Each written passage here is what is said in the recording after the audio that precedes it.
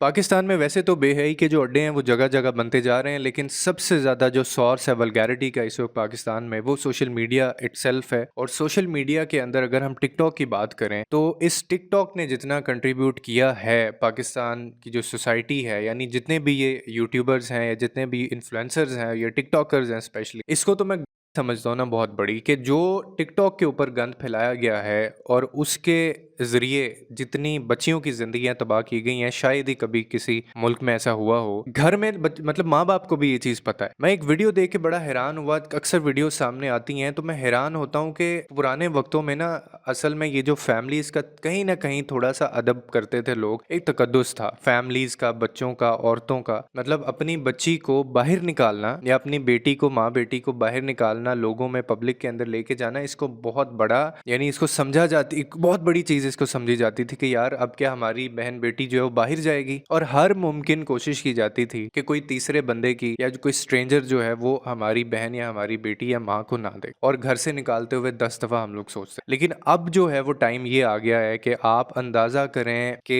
माँ को पता है बेटी क्या कर रही है, टिकटॉक के ऊपर लाइव पे आती है और उसके किस किस के साथ ताल्लुकात हैं और उसको सपोर्ट किस तरह की मिलती है और उसका क्राइटेरिया क्या है। टिकटॉक लाइव एक टर्म बोली जाती है जिसके अंदर बहुत सारे गिफ्ट मिलते हैं। अब वो गिफ्ट जो है वो इनकैशमेंट की सूरत में होता है, यानी आपको जितने ज़्यादा लाइव लोग गिफ्ट भेजेंगे उतनी ज़्यादा आपकी जो इनकैशमेंट जो है वो बढ़ेगी। अब उसके अंदर आपको क्राइटेरिया क्या है, ये जो लड़कियां होती हैं, ये जो आजकल की जो फीमेल्स हैं, ये टिकटॉक लाइव के ऊपर आके इनको इस्तेमाल करती हैं एजेंसीज। इस्तेमाल कैसे करती हैं? व्यूवर इकट्ठा करती हैं और वो लाइव पे बैठ के, आपको पता है कि पाकिस्तान में देखने वाले भी माशाल्लाह उस तरह से हैं। मैं अक्सर एक बात करता होता हूँ कि ये उतना कसूर ये शायद इन जो टिकटॉकर्स हैं या ये जो व्लॉगर्स हैं जो वल्गैरिटी फैलाते हैं, जो नंग धड़ंग जो फैला रहे हैं, शायद इतना इनका कंट्रीब्यूशन नहीं होगा सोसाइटी को बर्बाद करने में जितना उन लोगों देखने वालों का जितना कसूर। आप जब इनके फॉलोअर्स देखते हैं 5 million, 6 million, 8 million, 2 million, 3 million, तो ये देखने वाले कौन है? बाहर तो कोई नहीं देखता इनको, बाहर तो इनका नाम तक कोई नहीं जानता। ये जैसे ही बाहर जाते हैं और बाहर जाके लोग इनको पागल समझते हैं, वो कहते हैं यार ये शायद मेंटली इल है, क्योंकि एयरपोर्ट के ऊपर ही ये कैमरा लेके खड़े हो जाते हैं और सिवाय वॉशरूम में जाने के ये हर जगह अपने कैमरे को इस्तेमाल करते हैं। और अब तो कुछ ऐसे चैनल्स, कुछ ऐसे पाकिस्तान में चैनल्स हैं, कुछ ऐसे नाम हैं जो अपनी माँ, बेटी, बहन को वॉशरूम से आते हुए भी दिखा रहे होते हैं, अपनी बीवी को, कि जी ये देखें अब ये इसमें से वॉशरूम से बाहर आ रही हैं। और मुझे डर लगता है कई दफ़ा कि ये टाइम ना आ जाए कि ये उसके अंदर भी घुस जाए। और जिस स्पीड से ये घटियापन, ये नंग धड़ंग फैल रहा है और जितना ज़्यादा लोग इनको प्रमोट कर रहे हैं, और मैं आपको बता रहा हूँ कि ये टाइम आ जाएगा। लेकिन ये जो चीज़ें हैं ये आपके बच्चों की नफ्सियात के ऊपर क्या असर छोड़ती, क्या ये सीखते हैं और क्या ये उनसे सबक लेते हैं, अपनी लाइफ में वो कहाँ पे स्टैंड करते हैं? आपने कभी ये सोचा है? और इसमें सबसे ज़्यादा जो परेशानी वाली बात है ना वो ये है कि हम कहीं ना कहीं इनको अपने हीरोज़ मान बैठे हैं। हम लोगों से मुराद हम में से ही वो लोग हैं, वो बच्चे हैं, यानी 20 साल से लेके 31 या 30 साल तक का जो एज ब्रैकेट है उसमें जितने लोग हैं वो इन लोगों को देखते हैं, इनकी रील्स देखते हैं, इनकी वीडियोज़ देखते हैं, इनको जा जा के कहते हैं कि हमारे चैनल्स को भी आप बोलें कि सब्सक्राइब करें, और वो भी अपने चैनल्स के ऊपर यही सारी चीज़ें कर रहे होते हैं। तो सवाल ये पैदा होता है, सवाल तो हमें भी अपने आप से पूछना चाहिए जो हम सोशल मीडिया इस्तेमाल करते हैं, कि हम लोग नंबर एक इन लोगों को हम देखते क्यों हैं? नंबर दो, अगर हमारे घर में से कोई बच्चा इनको देख रहा है या हमारे फैमिली मेम्बर में से अगर कोई देख रहा है, तो अगर एक उस घर के अंदर सेंसिबल बंदा है तो वो उस बच्चे को या उस एक मेंबर को, फैमिली के मेंबर को, वो क्यों नहीं रोकता, वो क्यों नहीं समझाता कि इनको देख के आप को फ़ायदा क्या होता है? मैंने लिटरली, अब इसमें एक चीज़ से आप और एग्री करेंगे कि आप कहेंगे कि अगर उस फैमिली में एक भी बंदा सेंसिबल ना हो तो फिर रोकेगा कौन उनको? तो यही मसला है हमारे यहाँ पे सोसाइटी में। मैं एक घर में गया और मैंने वहाँ पे जाके देखा एलईडी के ऊपर, अब ये रजब भट्ट साहब का वो चल रहा था या पता नहीं डकी बाई का कोई चल रहा था वीलॉग, तो वो सारी फैमिली, उसमें बच्चे भी मौजूद हैं, उसमें बूढ़ा भी बैठा हुआ है, उसमें माँ भी बैठी है, उस बाप भी बैठे हैं, उसमें उसकी बहन का भाई भी बैठा हुआ है और वो उसमें बच्ची भी बैठी हुई है। अब ये पूरी फैमिली बड़े शौक से इनके इन व्लॉग्स को देख रहे हैं और इनको ये कहते हैं, पता क्या कहते हैं? इनको कहते हैं हमें इनसे मोहब्बत है। और आगे से इन्होंने ये इनको कैसे ट्रैप करते हैं? ये इनको कहते हैं कि जी हम जो पैसा, आप जो हमें देखते हैं, आप जो हमें मोहब्बत करते हैं, हम इस पैसे से लोगों की मदद करते हैं। और ये लोगों की जो मदद है वो सामने क्यों नहीं आती? क्यों लोगों की मदद करते हुए आप ये वीडियोस क्यों नहीं बनाते? आप लोगों को बताते क्यों नहीं है? आप कैलकुलेशंस क्यों नहीं करते इन सारी चीज़ों की? आए दिन इनका कोई ना कोई इन्होंने गाड़ी ली होती है, आए दिन कोई ना कोई इनका घर बना होता है, कभी ये किसी के घर बना रहे हैं, कभी किसी को पैसे दे रहे हैं, कभी ये पैसे को उड़ा रहे हैं और अय्याशी, कभी इनके टूर्स चल रहे होते हैं। तो ये इन्होंने ट्रैप इस तरह से किया हुआ है कि ये टूर्स और ये घर, ये नई नई चीज़ें हम लोग आप ही के लिए करते हैं, क्योंकि आप हमें मोहब्बत देते हैं, आप हमें प्यार करते हैं और इस वजह से हम फिर आपके लिए नई नई चीज़ें लेके आते हैं। ये बेसिकली इनका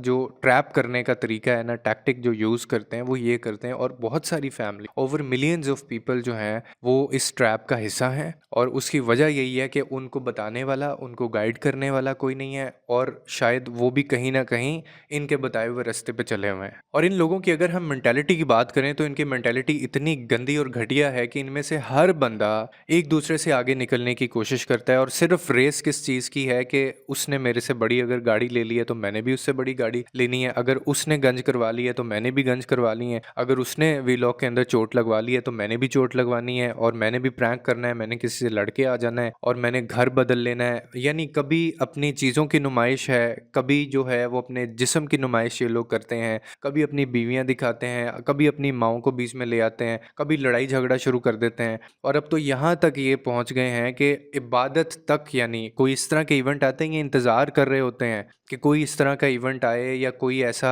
जो है वो इस्लामिक कोई ऐसा आए जिसके अंदर हम लोग जाके लोगों को बताएं। और झूठ मूठ का रोना रोते हैं ये लोग, जाके मस्जिद के अंदर तक कैमरेज ले जाते हैं। और वो अगर कोई इनकी, अब ये वो चीज़ें हैं जो सिर्फ आपकी और अल्लाह के दरमियान है। एक नमाज पढ़ना, सजदा करना, मोहब्बत इस्लाम की, अल्लाह की, रसूल की, या जो इसमें से कुछ ऐसे लोग हैं जो ये बारगाहों पे भी जाते हैं, तो ये वो चीज़ है जो आपकी और अल्लाह के दरमियान है। इस चीज़ के अंदर भी इनकी मुनाफ़क़त है कि साथ ही वहाँ पे मकसद क्या है कि व्लॉग बनाएंगे, लोगों को दिखाएंगे और पैसा बनाएंगे। पैसा बनाने के बाद अगले ही दिन इनकी चाल बदली होती है। यानी एक दिन पहले आप तसव्वुर करें कि ये बंदा दुआ करते हुए रो रहा है और अगले दिन घर आके ये लुडियाँ डाल रहे हैं, ये डांस कर रहे हैं और वही इनकी हरकतें सारी शुरू हो गई हैं। मेरा एक बड़ा स्ट्रॉन्ग इस पे ना दोस्तों से कई दफ़ा बहस भी होती है। वो मुझे अक्सर एक बात कहते होते हैं कि यार उमर, मतलब क्या पता कि वो हमसे ज़्यादा अल्लाह के करीब हों, या क्या पता वो हमसे ज़्यादा लोगों की मदद करते हों, या क्या पता वो हमसे ज़्यादा इस्लाम को समझते हो, कुरान को पढ़ते हो। तो मेरा हमेशा ना उनसे एक आर्गुमेंट रहता है, वो ये है कि यार मैं ये सारी बातें तुम्हारी मान लूँ, लेकिन मुझे कोई इस चीज़ का जवाब दे दे कि एक बंदा है, वो नमाज पढ़ रहा है, वो कुरान पढ़ रहा है, वो अल्लाह के अहकामात को मान रहा है, तो उसमें तब्दीली क्यों नहीं आती? आप नमाज, एक बंदा है, एक नमाज पढ़ता है इंसान और एक नहीं पढ़ता है, क्या दोनों एक जैसे हो सकते हैं? जो स्टैंडर्ड तो ये है ना कि जो नमाज पढ़ता है वो बुराइयां छोड़ेगा, वो झूठ छोड़ेगा, वो गुनाह में नहीं पड़ेगा, वो लोगों को भी समझाएगा और वो सारी उन चीज़ों को छोड़ देगा जो अल्लाह ने जिससे मना किया है। और अगर एक बंदा कुरान पढ़ता है, एक बंदा अगर इस्लाम प्रैक्टिस करता है, तो फिर तो उसको देख के दूसरों को छोड़ देना चाहिए। तो ये कौन सी, मतलब अल्लाह के करीब जाना है, ये कौन सा कुरान पढ़ते हैं, ये कौन सी नमाजें पढ़ते हैं, ये कौन सा जिक्र करते हैं कि जो इनको हिदायत नहीं मिल रही या इनके ऊपर असर नहीं हो रहा। तो इस वजह से मेरी इनके साथ सिर्फ लड़ाई ये है कि अगर आप देखें, कहते हैं अपने आप, तो क्या आपके अपने अंदर वो चीज़ें हैं? कितनी क्लियर चीज़ें हैं कि ये जो वल्गैरिटी होती है, घटिया बीवी को दिखाना, अम्मी को दिखाना, घर दिखाना, बीवी के साथ जो है वो पूरा एक वीलॉग करना, शादी अब आ रही है तो वो उनके चारों फंक्शन से लेके बच्चा पैदा होने तक और बच्चा बड़ा होने तक की सारी कहानी बताना, ये कहाँ इजाज़त है इस्लाम में? ये कितनी क्लियर चीज़ें हैं। तो बच्चे को भी पता है, आप बच्चे को कुछ ना समझाएं, आप उसको भी बताएं, वो कहेंगे दिस इज़ रॉन्ग। मतलब ये एथिकली भी अच्छा नहीं है। ये इंतहाई जो है वो किरदार से गिरी हुई एक हरकत है जो लोग, ये लोग करते हैं। तो इन लोगों को क्यों समझ नहीं आता? मेरा सिर्फ सवाल ये है इन लोगों। उम्मीद करता हूँ आपको इस वीडियो से कोई ना कोई अंडरस्टैंडिंग मिली होगी। लोगों के लिए आसानियाँ पैदा करें, रब आपके लिए आसानियाँ पैदा करेगा। और कमेंट सेक्शन के अंदर अपना फीडबैक लाजमी दीजिएगा। और बाकी इंशाल्लाह मज़ीद इसी से रिलेटेड टॉपिक्स तो आते ही रहेंगे।